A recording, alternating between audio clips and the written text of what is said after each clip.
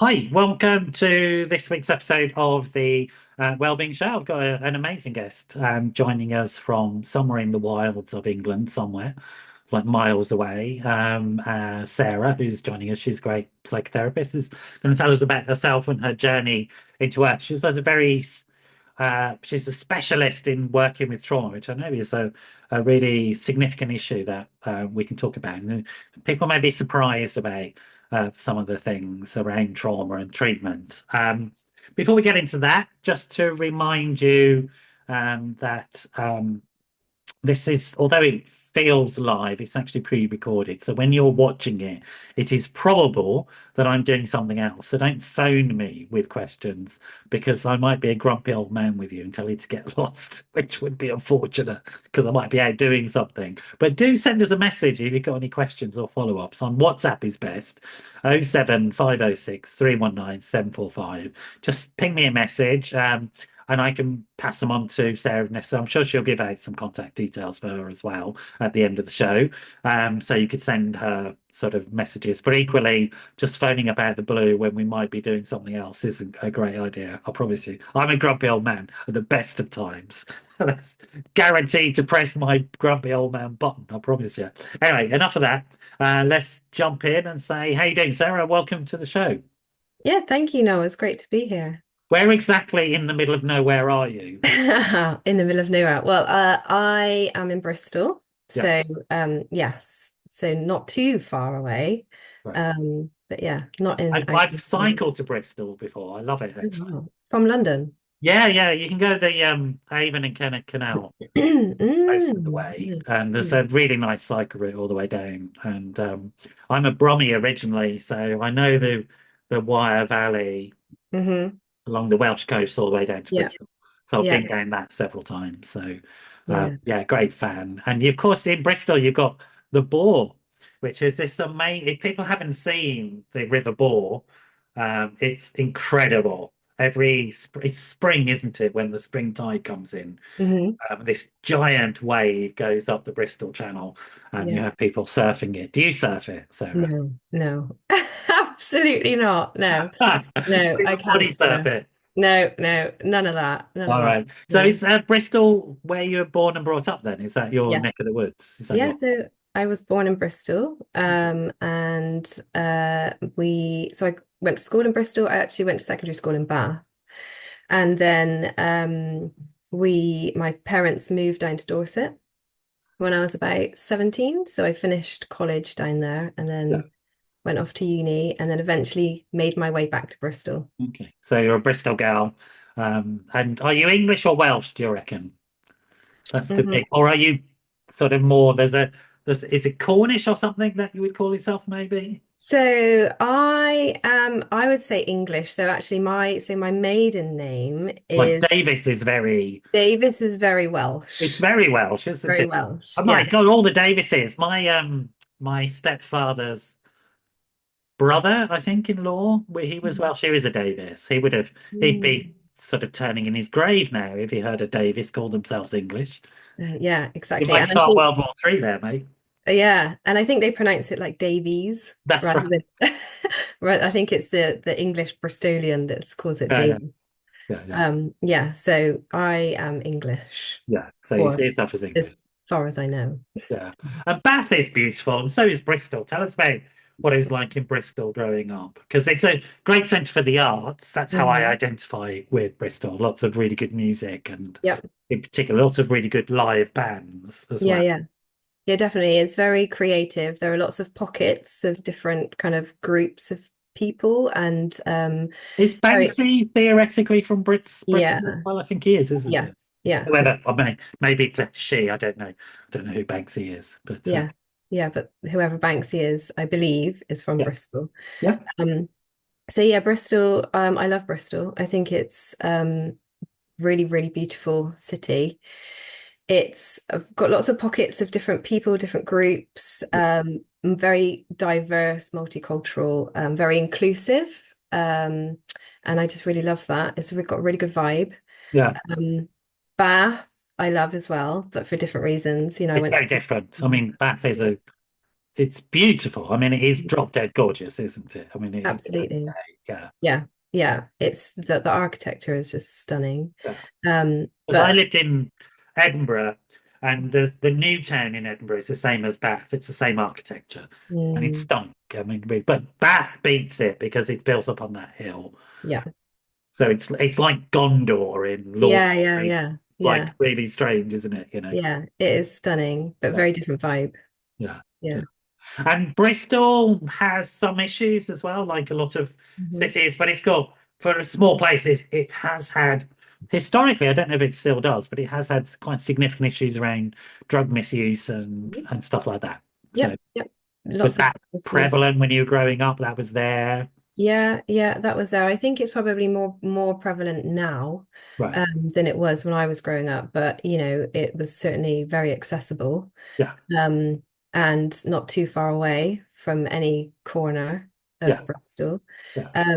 But I'd say also what has grown in terms of kind of antisocial behavior is knife crime. So knife crime Yeah. Right. is Okay. become a real big thing in Bristol. Yeah. We've seen that in London as well. Mhm. It's really, it's tragic, actually. Yeah. Yeah. Tragic. It's really interesting because Glasgow, of course, was well known for knife crime, and Mm. they largely managed it. And really interestingly, they managed it using, they modelled it as though it were an infectious disease, Mm. and they used a Interesting. public health approach, Yeah. which is really interesting way of thinking about it. But that's off the topic. Yeah. Um, but you growing up, what was it like? Were you happy as a kid? Do you have siblings and stuff like that? Or Yeah, yeah, I've got so I'm the eldest. yeah, I've got a brother and a sister. great. And yeah, we're all really close. My parents still live in Dorset, so they're a bit further away now. But we've all kind of migrated back this way. Yeah, So yeah, I'm very close to my siblings. Growing up, yeah, I mean, my dad had his own business yeah. and ended up working away quite a lot. Uh, So yeah, so I guess as the eldest, you kind of take on that responsibility of helping mum manage the other two. yeah, Um, but it was very much, I think what differs, because I've got children, and what differs from now to back then is that we had quite a lot of freedom. yeah, It was kind of like you come home from school, you get changed, you go off, and then you yeah. just That was eat me as well. when you're hungry. Absolutely. Yeah, yeah, So a lot of freedom. And yeah. So I think growing up definitely shaped who I am now. And it definitely, when you have your own children, it, sometimes is a catalyst to reflect on what it was like for you being parented yeah, and how do you want to be as a parent. yeah. And so it made me really think about the way that I wanted to raise my children that differed from the way that I was brought up. Right. And maybe we'll come to that a bit later on, Mm. but I think it is really interesting, and I sort of echo that similar types of experiences in my life as well, thinking about sort of, I mean, certainly myself and my brother, we were feral. We were Mhm. just Yeah, yeah. like running wild weeds, Yeah. which I don't think you'd get away with these days, to be honest. I think there's a lot more pressure on parents to be very visible in the way that they are protecting their children. Hmm. Yeah. Yeah. And I've even found like my youngest daughter, who is 10, she's desperate to go to the park with her friends, and the park is literally a stone's throw from where we Is it? live. Right. And I would happily let her go, but she doesn't have anyone to go with because a lot of her friends are not allowed to do that. Yeah. And I think that we've created this society where parents are so fearful now Yeah. that, we restrict the kids doing the things that they naturally want to do, which is to go out and play. I think that's right. And we have an over exaggerated sense of stranger danger, which is Mm, just bizarre because, as you know, and definitely I know, that the risk for children is from their own families. It's not from strangers. yeah, And yeah, I spent many absolutely. years working in social services, and that's Mhm. still true. Yeah. That's where we need to protect children is from poor outcomes in dysfunctional families. So, Mhm. but you're right. If something were to happen with your daughter and people felt you hadn't supervised her appropriately, I Mhm. mean, the social media world would rip you apart. Absolutely. Yeah. Sort of, Yeah, yeah. not necessarily social services, they wouldn't necessarily do that, No. or any childcare professional, Mhm. but Mhm. certainly. yeah, the disapproval you'd get. You'd be up there with Wombat Girl. Have you seen Wombat Girl? No, no. I Check her don't out. know what wombat that's lost on me now. I don't There's know what there's that an American influencer in Australia at the moment who took a is. wombat baby away from its mother and filmed it all, thought it was a good laugh. So she's now facing appropriately a lot of Um, disapproval for her I can behavior. imagine. Yeah. So, but there you go. Bad time to be aggressive American abroad. Yes. Wrong time to be doing that sort of Mhm. stuff. Yeah, yeah, for sure. But you enjoyed your upbringing. You felt close to your family, and you would say Yeah, it was all quite stable. I felt close to my family. I really enjoyed my upbringing. We had a lot of freedom. I think mum was particularly strained in looking after, three children, and I know Oh, that one of her experiences with me being the first was that phase after, when you bring home the baby and there's this pressure to feel this wonderful bond with your child. And I don't think that necessarily happened straight away. And, back in the 80s, it wasn't, there isn't the platforms that we have available now where people can reach out, yeah, and there's no kind of sense of community unless there is another mother that's recently given birth. There isn't that community. So I think she felt a bit isolated in that, which, translated to me, then feeling, um, I guess, a sense of lack of connection or yeah, emptiness, yeah, yeah, in the relationship yeah, early on. But, we're very close now. yeah. Yeah, we have a really good relationship now. Yeah, I mean, we don't want to get too invested in the minutiae of that sort of stuff, but it has Hmm. its impact. Yeah, yeah, And without an appropriate, I mean, it takes a village to raise a child. That's the truth. yeah, And a lot of women didn't have that village in the past because that would have been the sort of height of the myth of the nuclear family, right? absolutely. Yeah. And the pressure I mean, it's so destructive as Mm. an idea. But Yeah. really, really a lot of stupid thoughts about that. And Mm. child rearing has to be a group event. As you Yeah. know, as a single, Yeah, you know exactly. better than anyone, don't you? Yeah, as a single parent, I can definitely tell you Absolutely, yeah. it's You sort of go super hard under to do it on without your your own. group around you. But also, I think Mm. also you're Yeah. right. We weren't talking about it as much. We weren't understanding it, and it is still the Mm. case. I think that women's voices in this area are still not valued as appropriately as they should be. Yeah. Although But medical technology has gone a long way to make it safer, we have to mhm. agree with that. But Yeah. still, you were going to say something about that. Yeah. I was just going to say, I think there's a stigma attached to, being able to hold your hand up and say, actually, I'm not feeling the things that I thought I would feel when I had a baby. And so, we kind of think of that as like postpartum depression, Yeah. Yeah. postpartum even depression. Whatever it is, Yeah, past yeah, participle, yeah, yeah. Peter Pepper, Um, pick a piper, piper, better, Peter, Peter, or that's it. That's the that one. one. Yeah. And I think it's more common than we kind of want to acknowledge. Well, here, let me give you this bit of information, and you'll know this information, but I wonder what you think. Um, Mother Nature knows this is true, and Mother Nature made children so that when they're first born, they'll attach to loads of people. It's Mhm. only later on, some months into the relationship, that they find one single person that we now call mum. Yeah. But actually, they are happy to be passed around for that reason, Yeah. because childbirth is difficult and dangerous, or Yes. was. It's maybe still is, but not as it used to be. So, Mm. and the pressure on somebody to attach to something that doesn't want to attach anyway, because Yeah. it's not going to attach Yeah. initially. Yeah. Yeah. Postpartum, the child is not going to attach. It's just Yeah. going to cling to whoever meets its Yeah. need. Yeah. Yeah. Absolutely. You know what Yeah. I mean? It's like, so it's bizarre, anti-human approaches. Hmm. So you had a good childhood, but you were the firstborn, so some Hmm. caring responsibilities and stuff like that, and some Yep. stuff you've had to work through with your relationship with your mum because of that, no doubt. Yep. Um, but it's you've come through it. School, what was that like? You went to school there and all, and then in Dorset. Dorset's very pleasant as well. Yeah, yeah, Dorset was really nice. So I went to I because I missed school, so I didn't really have that network of friends that you would have got if you'd went to secondary school, which my Right. brother and sister, have down there. But then I went to finished off my college. I went finished it off at Yeovil. So I started in Bristol, finished off in Yeovil, and then went into university. Right. And yeah, started studying psychology with criminal justice, and then I switched because I didn't like the statistics. Yeah. Switched over to nursing in Bournemouth.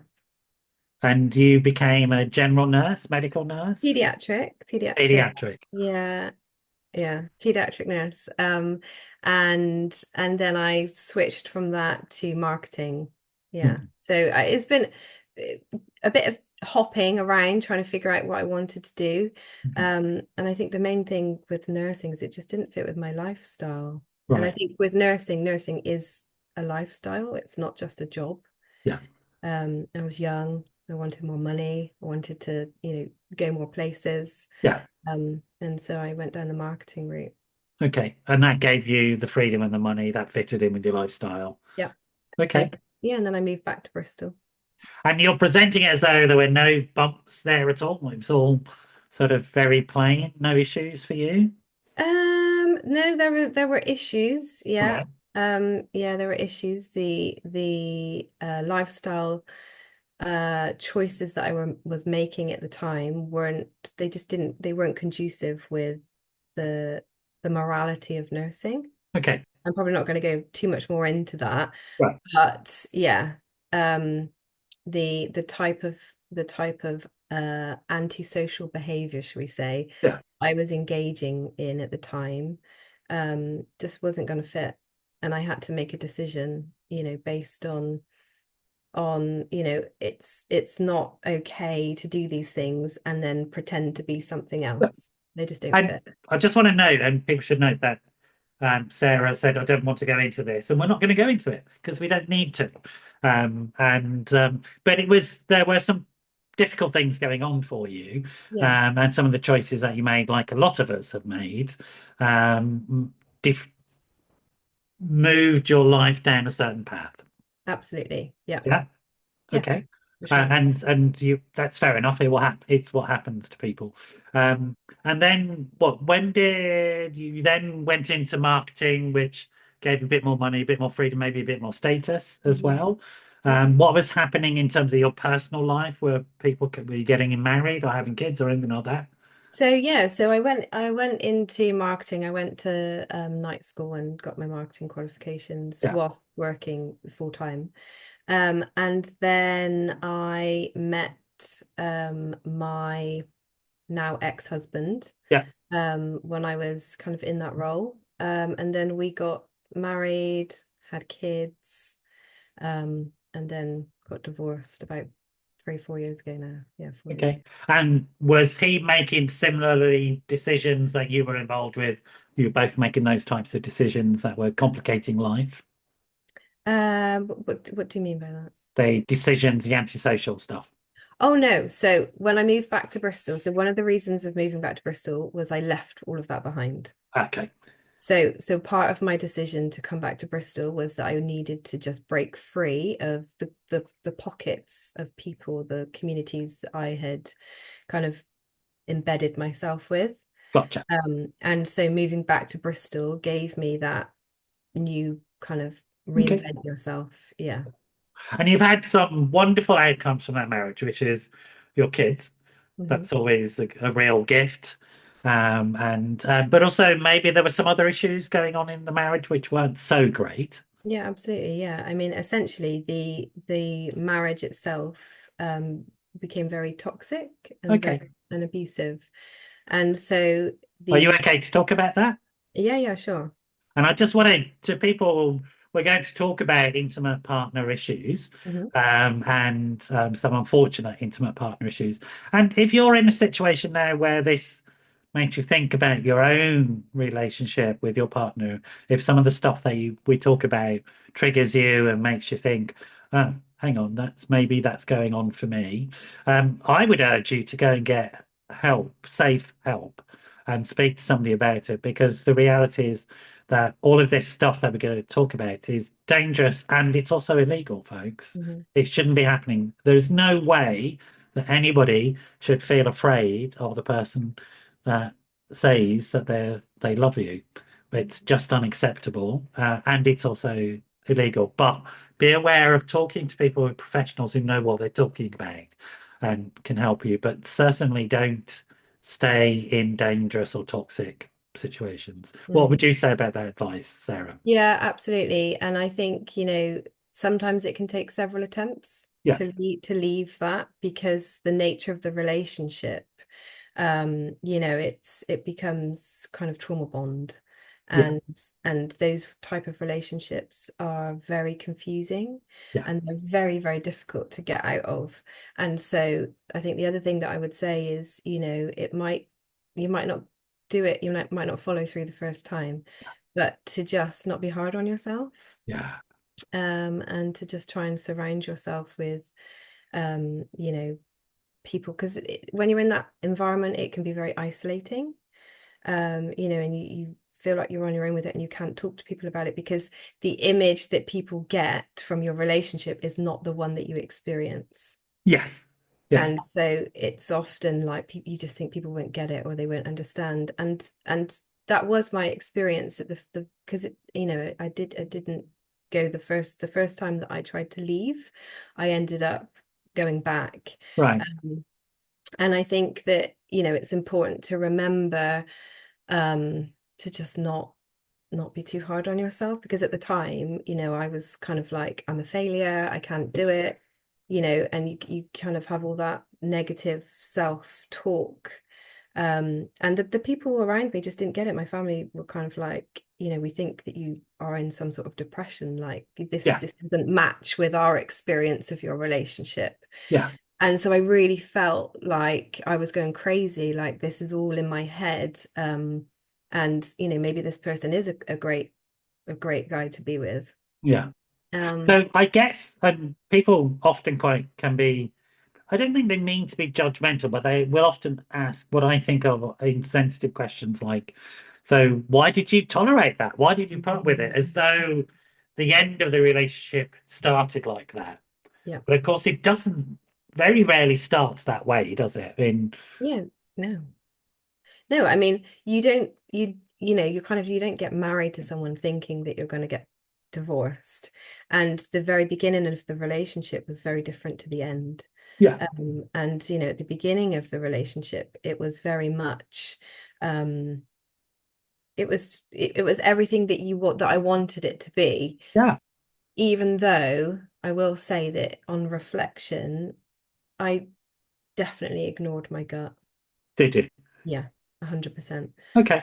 I had a gut feeling about the person, but I think because of my previous attachments, um, I was kind of it was familiar. It was a very familiar, that push-pull dynamic was very familiar to me. Um, Yeah, no, I get that. I mean, for me, because I grew up with confusing signals, because I was dependent on my parents, mhm. but at the same time, I was getting signals that actually they're maybe not so great. Yeah. But I had to ignore that as a child, because where else was Yeah. I going to go, right? But this is what attachment is, isn't it? It's like Right. you have to kind of sacrifice yourself in order That's to right. maintain the relationship. Because you have needs in that relationship. Right, because a baby can't survive without someone taking care of it. So And also as adults, I mean, I would say that we can't really psychologically survive unless we have intimate, loving relationships. I would, there's plenty of evidence now to show that isolated people, particularly isolated men, are are really weird. yeah, Actually, quite dangerous. it's yeah, no, well, I just think we were never meant to be in isolation. I don't think Um, so. but also I understand the difficulty in being within a community. And Yeah, for me, I very much had the feeling of I want to be around people, I want connection, but I don't know how to have it. Yes. you Yeah. know, and it's But that yeah. that discrepancy between like I want to be in a relationship, but now I'm in the relationship, it feels scary and I don't know how to have that. So Yeah. everything's superficial, everything's kind of like I'll keep avoidant attachment. It's kind of like I'm going to keep you here, but don't go too far because I still want you around. Yeah. I know obviously healthy attachment doesn't work that way, Hmm. because learning that risk is okay is Yeah. an important thing to learn. We can't mitigate that stuff Yeah, living absolutely. in a risk averse way. But you were in a very dangerous situation. Thankfully, you're out of it. Mhm. And you've been very compassionate with yourself and sent a very compassionate message. So, again, I would say to people, if you recognize some of this, and then do seek help. Mm. And Yeah. it's okay. But how long were you in that relationship for? So we were to get, I mean, the marriage itself was 12 years. So there's a bit of time before that. Yeah. And so yeah, so things for me didn't really start to change until I got pregnant with my first child. And then behavior started to change That's within. often when it does, isn't it? Sadly, it really Mhm. it's that thing. I mean, behaviors do change with a pregnancy, full stop. Usually, the behaviors change for the good, Yeah, but definitely it changes your life yeah, when yeah, a child comes along, and we're there to doubt. And absolutely. if your internal world is destroyed and destructive, that's often the time when that comes out, right? Yes. Yeah. And so yeah, a lot of the behavior started to change in the relationship. I became more and more isolated, more and more Yeah, dependent financially on my partner. Um and and I just really felt like I was on my own with the baby, with Ellie, my eldest. yeah. I was doing it solo. Um yeah. And And often families don't understand; they don't mhm, realize what's going on, yeah. because often maybe you didn't understand really. Yeah. And it's a really difficult situation because you're vulnerable anyway because you've just given birth and even like for 2 years after I'd say that vulnerability is still Yeah, lingered around. yeah, yeah. And so the behaviors that you experience within the relationship, then you start to question, is it me? Yeah. Am I, and a lot of We've got the those sayings, haven't we? Baby brain and mm, hormonal and crazy women, yeah, all yeah, that sort of stuff. Yeah, yeah. And so yeah, and then so my experience just, over time, I tolerate, it's kind of like that they feel big and then you get used to it. And so you tolerate it. And then something else will happen which feels really big. And then you tolerate it and you become used to it. And so then a lot of the relationship felt like I was managing, yeah, trying to manage and mitigate any kind of violent or aggressive behavior. yeah. Somehow And you became responsible for his behavior yeah, absolutely. rather than him You've done being this to me. Look responsible. what you've done to me. Look what you made me do. Those kind of sayings. And so after, over a period of time, that really does get in. Of course, of course. And so yes, and I would definitely say that the agencies out there that really, really supported me were Next Link. Okay. They were really, really great. Julian House as well, which I think now are part of Next Link, but they really supported the children Yeah. post separation. And the GP was great. GP Well, was really good. Yeah. that's great. GPs are great. I mean, I have to say, they often get a hard time, but the thing we ask of them, the range of skills they're supposed to have. Yeah. Do you know Yeah. what I mean? It's like, Yeah. oh. Absolutely. Yeah. And So what made you seek help, do you think? What was it that you went, no, this isn't right? And we mhm, should say, and again, the evidence is quite clear that when you're thinking of leaving an abusive partner, that's the most dangerous time. So really, folks, mhm, mhm. be very thoughtful about how you do that. Get expert help, Yeah. people who know what they're doing around this type of abuse, right? You're Yeah. nodding away there, right? Yeah, absolutely. Because the level of the dial really got turned up, the temperature really turned up Yeah. when I made the decision Yeah. to leave. When I'd expressed that to my ex-partner, it went off the scale. Yeah. And really I'm kind of thankful in a way. I'll tell you why that happened, because until this point, it's all me saying my experience. It was all, especially with my family and my friends, like this is how I experienced my relationship, and they didn't get it. And it's really hard to understand that. And it wasn't until I made a decision early on when my daughter was 18 months old, and I was like, I can't do this anymore. I need to go. And I went up to my parents' house, and they were very much like, we just think you're a bit depressed, and he's he is a great guy, and and I don't blame them in any way for this, because No. this was their No. experience. Yeah. But I very much felt like I had to go back. I had to go back into that relationship. And my nan, I'm very close to my nan. She's 93, Right. and she's of that era where it's like, women, you just put up and you shut up. And so she was very much like, whatever goes on, you've made your bed, you lie in it. Yeah. And I was like, okay, this is my burden to bear. I have to, I'm gonna have to go back.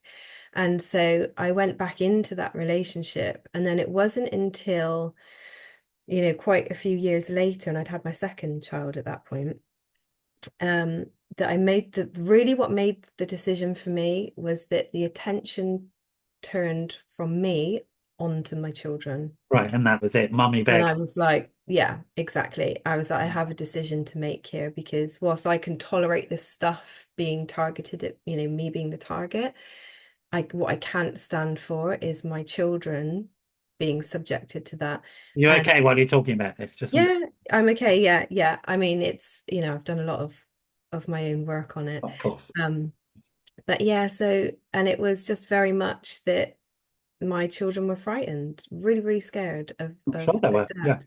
As you know, And I grew up in a violent house, so I Mhm. remember that fear. And well, mostly it's interesting. I remember fear for my mum, and that was more difficult to because I thought my mum was going to die from Mm, watching what was happening. It looked right. like my father wanted to kill her, Yeah. and I was afraid she was going to die. And that was, and which is why, folks, you should understand this, that the law has changed so that children witnessing violence now, that's illegal. Mhm. And it's a form of physical abuse Mhm. within the Children Act. Yeah. So really think about this stuff, whether children are being exposed to this. But it's really tough when you're in it, and I really appreciate the courage you have in talking about it. I'm sure you've talked to your girls about it as well, and you've Yeah. been a good parent around that, and you've done your own personal work. Well, I know that because we're colleagues, and so it's okay. And Yeah. this, we're talking about the past, not the Yeah. present. Yeah. If this is triggering your present, you need help. Yeah. You need specialist help Hmm. with dangerous situations. Absolutely. You Yeah. really do. It's a Yeah. complicated field, right? Hmm. Yeah. Uh, Really, really complicated. And it manifests that, I felt like not only did I feel like I was going crazy, but I was having very, very physical reactions to the yeah, relationship. So I was kind of having auditory, hallucinations.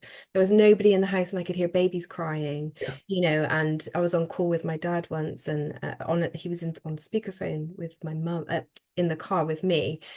And he arrived at my house, and I said, "Where's mum?" And he was like, "Well, she's not with me." And I said, "I've literally just spoken to her. She was in the car with you." And he was Yeah. like, No," and at that point, my dad was like, "What is going on?" But those types of psychotic features are Mhm. very common with fear. Yeah. I mean, they've been recorded many, many, many times, and Mhm. people having breaks with reality, having hallucinations, auditory Yeah. hallucinations are very common. But the problem is because we're not educated into this stuff, what happens is the person who's experiencing them, and I imagine you did as well, believes that they're losing their mind. Mm. And that reinforces the notion that the problem is with the victim. Yeah. Yeah. And I really did feel like I was losing it, and I was thinking I'm going to need some serious help here because I'm going to be locked up in a yeah, hospital ward and exactly, all that sort of exactly. stuff. Those are the types of thoughts that we begin to have, I think. Yeah. Yeah. And then that in itself made me It's like, I fearful. can't do that because I'm going to lose my kids. Right. So I it better keeps you shut in. up. I better not get help. Yeah. So it makes you fearful then of reaching out for help because you think if you try and get some help for this, are they gonna lock me up? Are they gonna take my kids away? Are they gonna say I'm an unfit mother? And so And that then you've got that other problem, I imagine, of if they do that, then he has access to them and he's going to do it to them. right, exactly. And then I failed them. So I can't. So there you Yeah. are, chasing your tail. Yes, all the time. Um, Impossible. Impossible. and it wasn't until so I started getting lots of dizziness and I fell over once when I was holding one of the girls and I went to the GP because I thought I must have vertigo or something. And he's asked me lots of questions and he was like, I think, one of the things that he did was send me off for an MRI because he thought maybe I've got some sort of brain tumor. Yes, quite. Once all of that was ruled I've out. always had a brain tumor. Every time I look on Google, I've got a brain tumor. I'm telling Mhm. Yeah, and so once all the medical stuff was ruled out, it was like, okay, what's going on in your life? And I kind of just laid it all out, and that was when he was like, right, this I need to put you in touch with NextLink, and he was really good, regular check-ins with me. you. Um, And and when you go through that process of getting this sorted out, did anybody say to you, "You're a bad mother, you're a bad person, I'm going to take your kids away from you"? absolutely not. No, Right. but it What was did they just say to you, mate? yeah, they were just like, you're very brave, courageous, lots of compassion. So, At no point did I ever feel like I was blamed for staying yeah. for as long as I did, because No. 12 years, in that environment will play havoc with your autonomic nervous system. And so that was what I was experiencing. And then when I left, so when this is where I say the temperature just really flew up because it wasn't until I left that a violent act was recorded on my Ring doorbell. And that really solidified. I had evidence then, I had video evidence to show the type of behaviors that I was being subjected to. Okay, great. And you got legal help. I'm going to Yeah, rush us through this yeah, now yeah. because I And want to so, get to your training and your practice. mm, So you got legal help. I can't remember last time I was sitting on a what used to be called DV violence board. It's mm, something else now. But when I was in working in the local authority, I was part of the domestic violence reduction service, mm, and at that point, we were shifting from a model whereby we removed the victim and hid them away so they don't get hurt to one which we made the victim's home secure yeah. so that we weren't re-victimizing them. Yeah. Is that is that what happens now? Yeah, yeah. So yeah, exactly that. So there was, restraining order. We went through the judicial system, and it meant then, and I had a TAU, which is what the police call treat as urgent on my house. So Oh, right. Don't, if I made a call, so like you or call them and then boom, they know yeah, immediately to get yeah. there. So I had all of that set up on my house, and you know, I felt safer, but there was still that every car door, I'm that sure went you were hyper like you're vigilant, like, right? yeah, Yeah. absolutely, really hyper All the vigilant. time, all the Yeah. time. All right.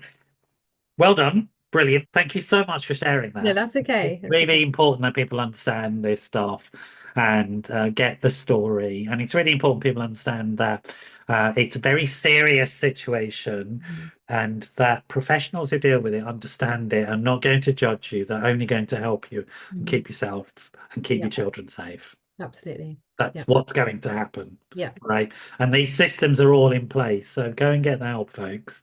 And Mhm. I'm glad to hear that with that still current practice is to make you safe in your own home Yeah. because that really was a game changer when it was being brought in, I thought. Yeah. Yeah, absolutely. Because, I think leaving the environment, especially for the children, would have just added another layer of trauma to that whole situation. Absolutely, without a doubt. So let's shift focus. You then I mean, you get your life together. It takes a while. Mhm. You're, I presume, working or not? You're sort of at this point, yeah, you're working in marketing, are you? Yeah, And no. So at this point, I was training to be a therapist. right. And when Okay, when did you started the training? While you were still in the relationship? yeah, whilst I was still in the relationship. Okay, that's Um, interesting. yes, I was You're on a smiling. You know what I'm thinking. yes, yeah, yeah. I'm trying to.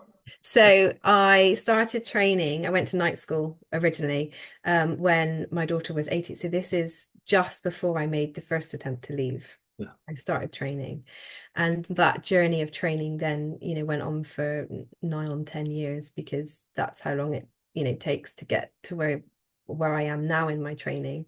Um, Yeah, because you've got to do so it part-time. It's yeah, yeah, you got to do it once a month part-time. and all that sort of stuff. Yeah. And so, and then and then from there I went to uni, and did, got my qualification, which allowed me to go into practice Yeah. because the stuff before that is just the kind of skills.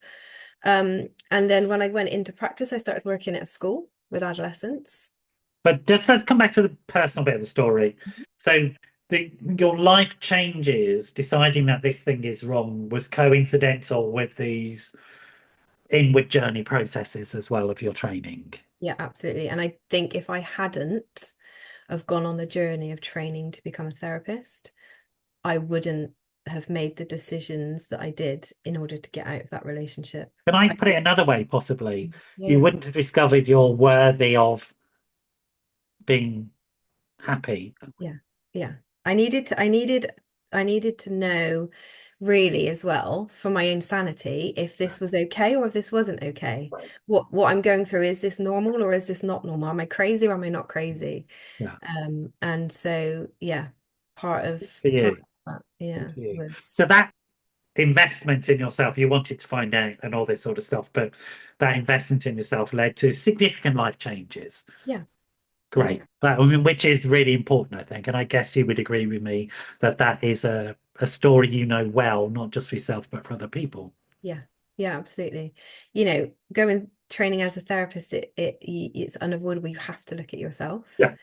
And that's what I needed to I do. don't know if I've ever told you this, but when I was training, there was this weird requirement, which I get it, where you had to demonstrate growth or personal change in some way. Mhm. It was a part of the curriculum, part of the examination process. And there was somebody on my course who did brilliant on everything, but failed at that and Mm. had to go back and do it again because they hadn't Yeah, demonstrated sufficient personal change. yeah, And yeah. there's something interesting I think about that, about the challenge that personal change is. And if we as mental health professionals are going to be lecturing our clients and saying it's really important you change, if we haven't understood how difficult that can be, Yeah.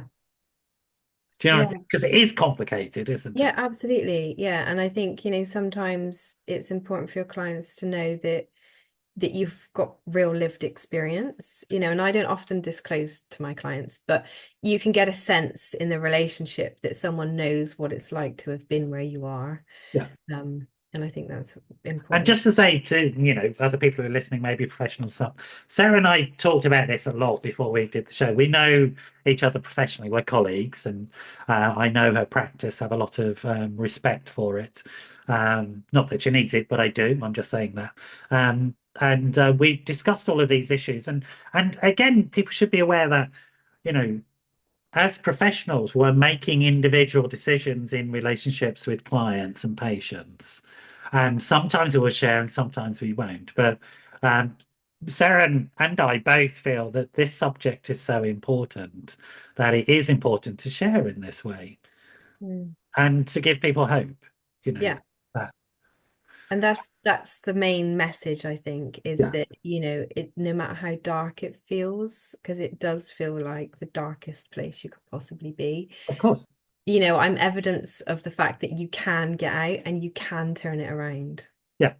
So also, one of the things I really admire about you, and we've talked about this a little bit, we're going to get into your training and the impact of this stuff and then looking at trauma a bit more. But one thing I admire about you a lot is the fact that you've set up not only have you transformed your life, you've got out of these lifelong patterns of some difficulties around attachment and choices around relationships and all this sort of stuff. You change all of that about yourself, as though that's not enough, Mhm.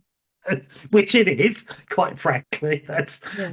enough in and of its own right. But then you've gone on to do something unusual in our field, which is you've got a successful business as a therapist. Hmm. And Yes. that's it's unusual, because the two routes typically are you become a clinical psychologist and you work in the NHS, and then you go off to Harley Street or something like that, or you just stay in the NHS, Mhm. or you train in the private sector as a psychotherapist of some one flavor or another, and you potter around on it, not really making a living because it's you don't need to, because you've got another income, that you're part of a relationship that funds your life. But Mhm. that was not where you were. So you had to feed a couple of kids, run a home, and you chose being a therapist to Yeah, it's I like, know. is there I know. something wrong with you? Yeah, this is where the crazy comes out. Uh, Yeah, no, I was very much I've always this is why I was drawn into nursing. I've always, and part, you'll know part of this is we don't come into this because we don't, there is a reason why we're drawn to these yes, roles. yes, Um, but I've always wanted to be in a kind of supportive, healing, caring capacity in some way. yeah. And, I did a lot of work with Bernardo's, supporting mums with postnatal depression, which Okay, there was some healing in that for me as well. yeah. Thinking about my own attachment with my mum. Um, and so that was part of one of the kind of placements that I did. And then, I don't know where I was going with this. I'm totally lost off the All right, track. we're talking about You Dharma and know, Karma, but not using those terms. I was right. saying, why on earth would you choose to Yes. try and Yeah. fund yourself by being a therapist, you idiot? Yes. Yeah. And no, and I started doing, this as like you said originally, I had a job 3 days a week, and then I started doing this and I built it up. Yeah, And I'm very lucky that I I'm just had, going to challenge that. I mean, yeah, I'm sure luck is involved, but you yeah. prepped yourself and you worked very hard, right? Yeah, yeah, yeah. I know I did, and it was a slog, but I was going to say I'm lucky in the sense that the word got around, and I received most of my referrals on recommendation. Again, that's not luck, it's because you know what you're doing. Yeah, well, I yeah, only refer in to people that I know are going to be a mhm. safe pair of hands for a vulnerable person. Yeah, of course, yeah. That's not luck, Um, that's just skill. yes, okay, I'll take that. I'll own that. Yeah, you have to. And so yeah, and so then my practice just grew, and then I Right, decided to give up the job that was just kind of keeping the food on the table and just take the go for it. plunge. Yeah. And so far luckily Yeah. it's worked out. Again, that word luckily, I don't know where that comes from. Well, okay. It's unusual. I think the Yeah. appropriate word is it's unusual. Unusually, I know I'm unusual in Mhm. that I have a very successful business in this field, and that's really unheard of. Mm. Most people in this field, they go and join something or they inherit a building which is called a Mhm. rehab or something like Yeah, that. yeah. And do you know what I mean? It's like it's really strange. In the US, it's normal. Mm. In Yeah, Australia, it's normal, but it's not in the UK. In the UK, and yeah, I'm not going to go into the ins and outs of why. There are yeah. structural reasons why, partly to do with we have the NHS, thankfully, Mhm. and so people think mental health services are funded, but they're not. Of course, we know they're not. Yeah. So, but nevertheless, we have that, and then the private sector here is very, very much dominated by a small number of big players, Yes. Yeah. Yeah. and Bupa being one of them. Not a criticism, it's just the truth. Yeah. That's the way it is. And so to carve out a successful business is unusual. There's Hmm. no luck, though. It is unusual, Yeah. and it involves grit and hard work, in my experience. Yes, it does. It does, but I'm very passionate about it, and so Yeah, I think, you know, and I guess you have to be to make it work because if yeah, and slightly obsessed and stupid yeah, yeah, in my case. yeah, well, and then yeah, just the continuous training, you know, Yeah. and my um interest in trauma specifically. So let's talk Um, about trauma now that you brought it up, and then we're going to be coming to rounding up the conversation. yeah, So tell me what is trauma? It's like everybody's got trauma now, haven't they? yeah, it's a buzzword, right? Everybody, everyone's got trauma. But you know, in one way or another, it's hard to get through life without experiencing something that changes your inner landscape. Yeah. And essentially trauma is the impact of experiences. They don't have to be massive experiences. So You it's know, not the event itself, it's the impact the event has. right. Yeah, it's what it leaves behind, you Okay. know. So it's kind of thinking about the negative belief that you now carry about yourself. So how, when you think about that event, I guess this is kind of EMDR stuff, but when you think about the event, what do you believe about yourself now? You know, What does EMDR mean? You so said EMDR, right? Yeah, EMDR. Tell me So about that. eye movement desensitizing and reprocessing. Say that slowly so people can understand it. Sorry, so it's eye movement, desensitizing, and reprocessing. EMDR. Okay. Yeah, And I what on earth is that? to think then. That sounds like Um, something from Hamlet or something. Do you know what I mean? We yeah, speak witches or yeah. I mean, some people say it feels like magic. You know, they're like this voodoo thing, but it's just a modality of therapy that works specifically, you know, or it was developed specifically with PTSD and trauma. and But now, you PTSD know, is again. I mean, post-traumatic. because you're in the field, you're just gonna Yeah, be sorry. all these like strings of letters. Like Yes, I forget. PTSD. Tell me what that is. Post-traumatic stress disorder. Which means, So that is the impact, so symptoms of PTSD, um, you know, range from hypervigilance, you yeah, know, um, pa panic attacks, intrusive, you know, really intrusive thoughts, not being flashbacks would be part of intrusive thought. flashbacks, yeah, Yeah. visual or emotional flashbacks. They don't always have to be visual. The shame attack when you're walking down the street, Yep. suddenly you're crippled by Yeah, yeah, shame and absolutely. I'm not quite sure why. Yeah, yeah, all of that. You know, it can disrupt your sleep. You know, there are so many kind of manifestations of PTSD, but Yeah. essentially it's the impact of a significant event. So would you say, and being slightly more technical, Mhm. because I guess a lot of people, say of my generation, think of it as like Rambo, post soldier, Yeah. and all that sort of stuff. And I guess that is a significant image within that. And Mhm. it actually, I think that film is brilliant. I love it. I love that from a therapy point of view as well. I think it was revolutionary, Yeah. actually, in the way it dealt with things. But is it necessarily like that? I mean, in terms of, do you have to have been on the battlefield? I guess not. No, absolutely not. No.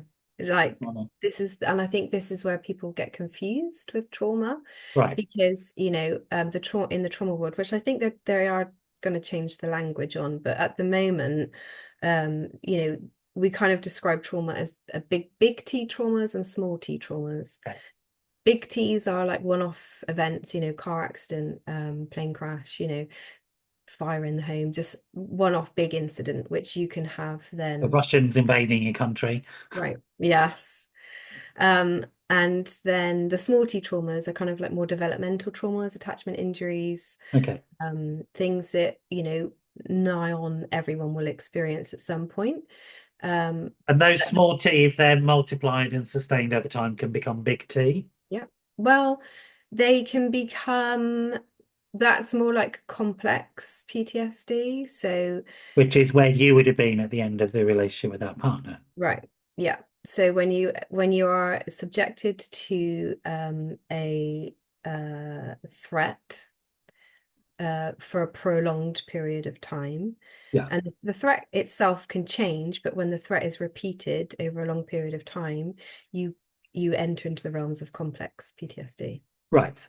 Sorry, I was getting messages through. One of them from It's okay. somebody you know. I'm being distracted.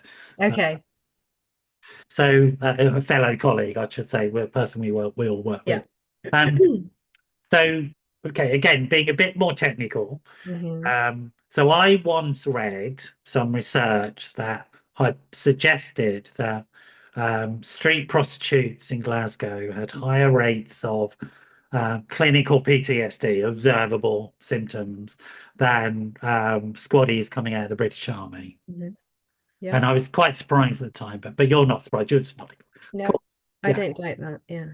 yeah. And what Because about your children? You know, sort of, my children or children? no, in general, I wouldn't Oh, ask about, right. Sorry. you would quite rightly tell me to get lost. No. Yeah, children are, are so when you think about the brain doesn't really fully develop until the age of 25. So Okay. until your mid 20s. So everything that happens from in the womb until the age of 25, the Yeah. brain is like a sponge and you're more susceptible to carry then the impact of these experiences. They get stored with a negative belief. So it might be like I'm not good enough, or I'm unlovable, or um, I'm abandoned and no one's there for me. These are the kind of negative cognition, negative beliefs that get attached to the traumatic experience. That's what makes them stay. That's what makes them, we carry them then with that. Yeah. Um, But they become encoded in our personality almost. yeah, so and I think this is where attachment comes in pretty strong, because if you've got a secure attachment, then you're less likely to be impacted by a traumatic event, an experience that results in you carrying a negative belief, because the attachment becomes the aid, the soother for that. If you don't have a secure attachment, then the likelihood is that you're going to be more susceptible to carrying a negative belief about yourself, and it's always about yourself. I remember there was an interview with a British Army commander. He'd been the head of the British Army. It was in the early days of this research around PTSD. And we were coming up with things like ACEs and stuff like that, and Mhm. understanding what predisposes adults towards developing trauma. And we know ACEs, disordered attachment, all this sort of stuff. Yeah. And the Radio 4 Today program interviewer said, well, if we know this, General, what's your name? Why don't you filter these people out? And he went, well, if I did that, I wouldn't have an army. Yeah, right, exactly. It's the truth, right? It's really profound though, isn't it? Just that one It's the statement. truth. It's Yeah, really, which is but it's also about, and I guess I wonder what you think about this. We're going to come on to treatment and what services you provide shortly, but I wonder what you think about this. That, in my understanding, trauma has always been around. hmm Trauma responses, I should say, not trauma, but the way we respond as human social animals hmm is pretty much there. And so, if we think about the classic image of PTSD in a male soldier, which is a very narrowly defined version of it, but let's just stick with that because there's an interesting story here, I think, which is in WW1, World War One, those guys were called cowards and shot. hmm And now we say they have PTSD. hmm It was exactly you. I've seen films of those guys who were shot. It was exactly the same behaviors. We know. We saw them having, and people have seen it in things like Peaky Blinders. The guy who has flashbacks and stuff. Yeah, It's there. So we know it's exactly the same thing. We've just called it something different yeah. over the years. Now we understand a bit more about it. So human beings have always had these types of experiences, dangerous experiences.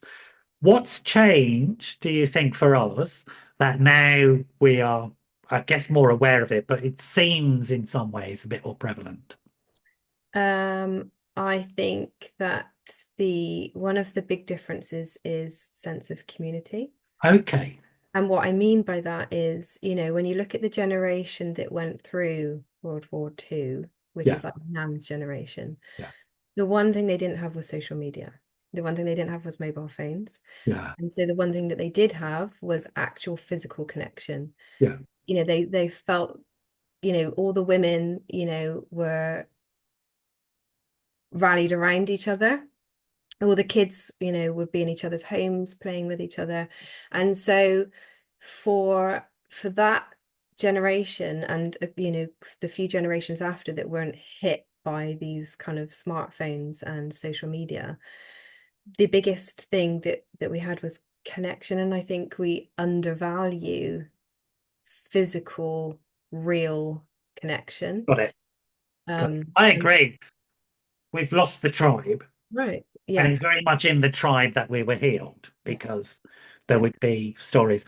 I wonder what you think about this, and then we're going to get onto your practice. We've run over time, but it doesn't matter because I think it's an interesting subject. Um, I also think there are observable objective factors in society as well, such as we know that male violence towards women and children has increased. It hasn't decreased, it's Mhm. increased. Yeah. And then we're seeing a lot more people with trauma symptoms. Mhm. And we're seeing a backlash to that because we're seeing it in women and children.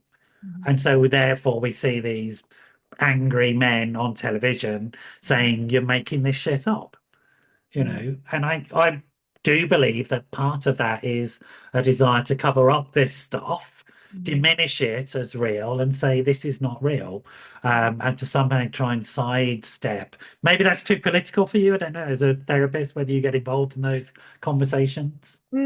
It's, I think I avoid politics, Okay.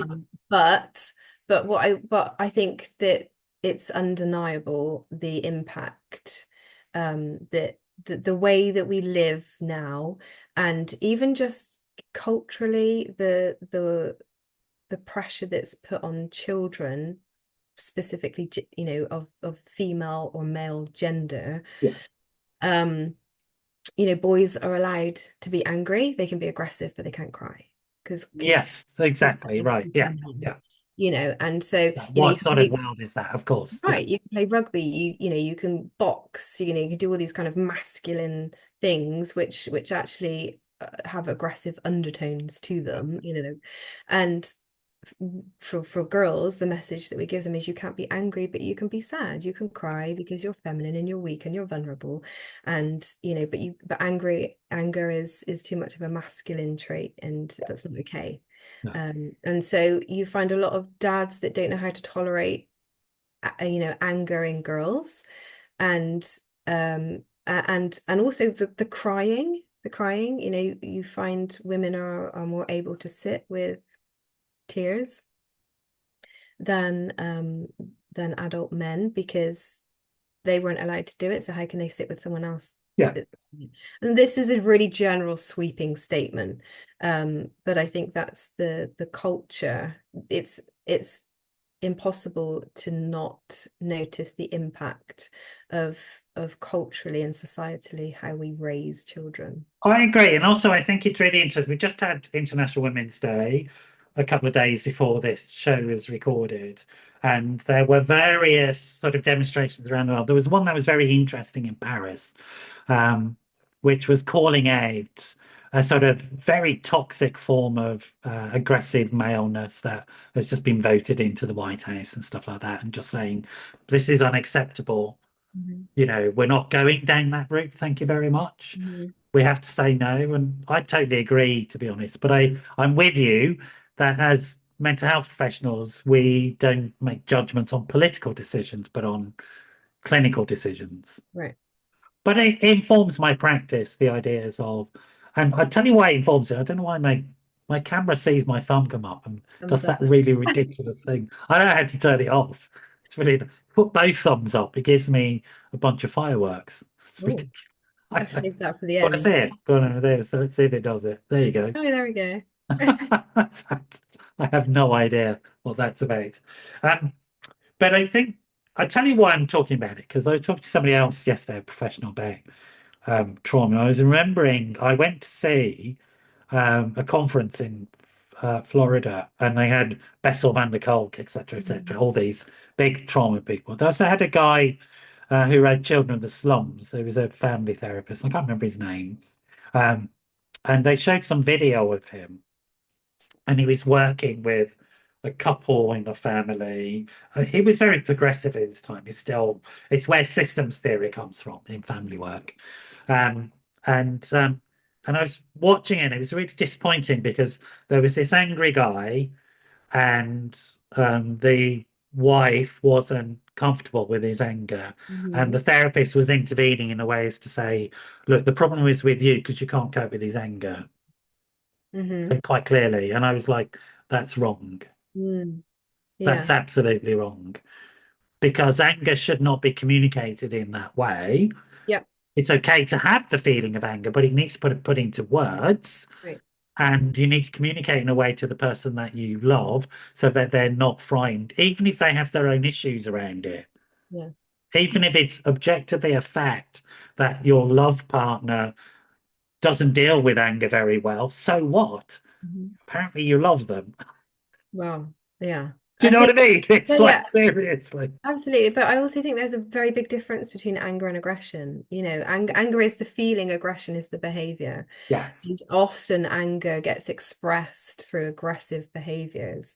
And that's the bit that needs to work because the feeling is okay. You're allowed to feel anger. Anger is really healthy. Yeah. Um, we need anger, but And to aggression sometimes comes in the form of controlling behavior, yeah, not direct threats of abuse, but yeah, sort could of, be like coercive control. yeah. There's a lot of passive aggressive So behavior. when somebody has these trauma symptoms of functioning, I call it trauma functioning, Yep. is that it? Are they doomed forever to horrible life, or is there Mm. something we can do that will help them? No, absolutely not. And from someone who had all of those symptoms, you don't. It's not. Yeah, you seem all right to me, so This is not there's your some hope. forever. Yeah, and I think, I mean, as therapists, we know the journey is long and it's kind of ongoing. Yeah, Um, but for sure, so EMDR definitely is a really, really powerful modality of therapy. yeah, It gets very, you go very deep very quickly. I guess the impact of that is that, it can leave the client feeling quite exhausted. yeah, And then for a few days after it can bring to the surface you're a little bit more vulnerable, I guess, yeah, to yeah. a bit more But susceptible. that's often a sign of health, isn't it? Yeah, you Because one of the things about trauma functioning is you try and hide the vulnerability, and vulnerability is part of life, right? yeah, yeah. But there's a lot of power in vulnerability, but we're really frightened of it. We're Yeah, scared. yeah, And so I think a lot of the therapeutic work is about showing that vulnerability is okay, and the therapeutic relationship really fosters that. yeah, This is a safe place for you to be vulnerable, and there's a lot of modeling that goes on in the therapeutic relationship. Like the therapist, this is how I work anyway. That I'm trying to model to my clients. This is okay. This is a safe place for you to try this out, yes. and when it goes well, you can take that out into the wider world. Okay. And that, I guess, is also backed up by evidence, isn't it, about growth, personality growth in the frontal lobes. Mhm. So, particularly if a therapist has been through something and has developed a healthy personality around that thing, they have the mirror neuron capacity Yep. to be able to hold that with a patient. Mirror neuron just being our bits of our brain literally copy the bits of somebody else's brain. Yeah. That's it, Yeah. and learns from it. And Yeah. so our brain, it's a bit like, it's the same, I think of it as the same way that when mother and child are bonding during those first 2 years, we know that that process of um, growth in the frontal lobes Mhm. is because of these hormonal things that are taking place, Yeah. right? And so aspects of personality are forming that if we don't do that, wouldn't form, Mhm. allowing us to deal with these uncomfortable feelings of vulnerability and Yeah. being afraid. So EMDR is one. What else would you suggest to people in terms of sort of treatments and support for around trauma functioning? Yeah, I mean, I think that, for me, what in my own personal journey, Yeah, the EMDR I find to be, absolutely profound Yeah, in reprocessing specific events. yeah. But what I also, from in my own personal journey, that I find, particularly healing, um, is internal family systems, Okay. which isn't it isn't one of the more kind of EMDR is very evidence-based, like CBT. Yeah, Internal family systems in this country is kind of a bit of a new wave thing, but it's been around for a long time, and in America yeah. especially. Um, but that for me was a game changer. Right. And that does what? What's involved in that? So with internal family systems, you're very much looking, so it's parts work. So you speak in parts. So there is a part of me that feels Yeah. X. There Well, is we all tend to talk about ourselves in that way, don't we? right, yeah, there's a part of me that feels particularly angry, but there's also a part of me that's really sad. So it's just using that kind of terminology. But essentially we all have what Richard Schwartz, who developed the modality, calls a self. And that's like our core. It's the qualities that we cannot be damaged. They're very young and playful kind of qualities, compassion and playfulness, curiosity, um and because That's of sort of the backed up by evidence. I mean, in terms of newborn children, they smile, they grasp, they suckle. They're always investigating because that's a good survival strategy. yeah. And then essentially the experiences that we have in our life sometimes force these parts of us Yeah. into roles that aren't necessarily natural to them, but are protective. So, for example, if you sustained an attachment injury or developmental trauma, there might be a part of you that steps in to be really protective. So a manager might be a part of you that tries to control everything. It's Yeah. like really driven. It needs to be controlled, it needs to know where everything is, manages your kind of daily life. Yeah.